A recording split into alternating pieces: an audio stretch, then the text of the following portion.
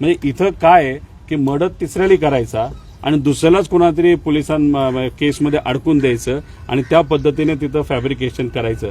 इथं जी railway line आहे त्या रेल्वे लाईनवर तुम्ही अंदाजा घ्या किती लोकांचे तिथं ऍक्सिडेंट झाला असं दाखवलं, पण तो ऍक्सिडेंट होता का मर्डर होता हे सुद्धा खोलात जाऊन. आणि एक आहे आमच्या सगळ्यांचं असं मत आहे की वाल्मिक कराडची जी प्रॉपर्टी आहे ती हजारो कोटीची आहे. आता स्वतःला सामाजिक कार्यकर्ता म्हणतो, त्यांच्या समाजाचे व इतर समाजाचे इथं असणारी लोक अक्षरशः साध्या पत्र्याच्या नाहीतर झोपडीमध्ये तिथं राहतात आणि या महाशयाची 1000 कोटीची प्रॉपर्टी होती कशी?